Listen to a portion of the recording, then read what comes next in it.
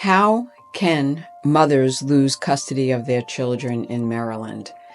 You really need, if you're a dad and you want custody of your children because you believe your children are being abused by their mom, you need to prepare for it. It's very interesting, and it's a phenomena that's just coming to light.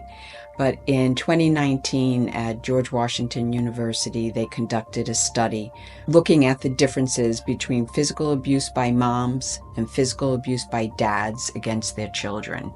And what they found is that there is significantly, probably 30% more abuse cases by mothers against their children, as well as 30% more fatalities of children related to abuse caused by the mother as caused by the father. There's also a lot of emotional abuse that mothers are more likely to do against their children than are fathers. The problem is getting this into the courtroom.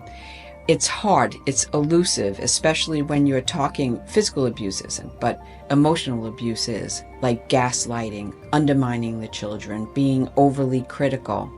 And if you are observing that by your wife against your children, you need to prepare in order to be able to prove it. In other words, you need to watch it, you need to document it. Keeping a journal or something along those lines is probably the absolute best way to do that. You write down the date, you make the entry, you explain what happened, and you explain your concern for the child. And not only that, you take remedial action. You talk to your child. You try to neutralize the harm that's coming from the abuse. The written journal is extremely persuasive because it's not something that you can make up. So it's persuasive for that reason. It appears to be true, but it helps you better able to articulate something that's very hard to articulate. If you're a dad and you're concerned for your children because they're being abused by their mom, collect evidence, document it. There are other places that you can get evidence, but you need to create it. For instance, you might send a text message to your spouse after one of those incidents of abuse. Hey, I don't think you really should have hit Johnny in front of all of his friends. It's not good for him. I'm concerned. Hopefully you get a response.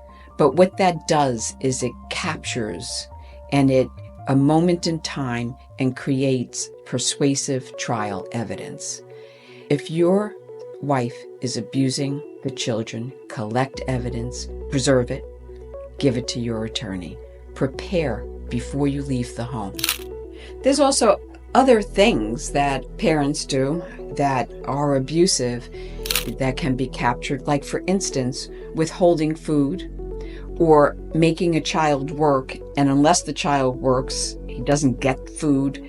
Things like that. It may not seem like much at the time, but if it's part of a pattern of behavior, a series of different types of behavior, capturing those things and putting it in perspective with the other types of abuse gives it real life and paints a picture of the person who's abusing the child.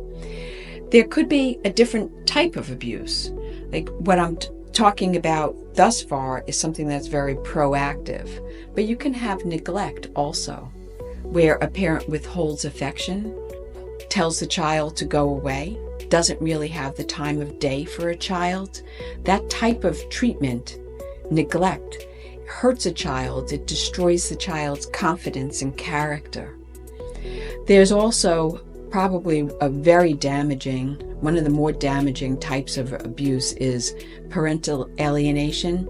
It's not a syndrome, although you hear that parental alienation syndrome. It's actually behavior where one of the parents, what they do is they undermine the other parent to the child. They demonize the other parent. So if your spouse is alienating you, your spouse would be telling your children, it's your dad's fault that the family isn't together. Your dad is not a good man. Your dad does this. Your dad isn't here, is he? Your dad doesn't want to see you. When all of these things actually are not true. The alienator tries to get the little child to take their side in this very complicated adult affair. It distorts a child and hurts a child.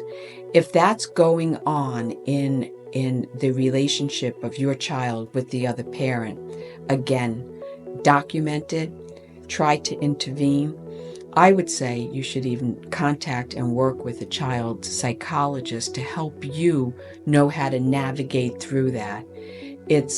Parental alienation disrupts the emotional development of your child and really requires a very sophisticated response to neutralize it and hopefully stop it. There's a syndrome that is now getting some recognition, but again, is not recognized as a mental health problem. It is a series of behavior. And you could look this one up on the internet, but they call it malicious mother syndrome. And it's actually a combination of all of the types of abuse that I just spoke about, where you would have the slapping the kid in front of his friends or undermining them, criticizing them, at the same time neglecting them, and then trying to alienate the child against the other parent. If you're dealing with your spouse taking out negative behaviors against your child and you're concerned for your child's well-being, call me. I will help you extract yourself and your child from that situation.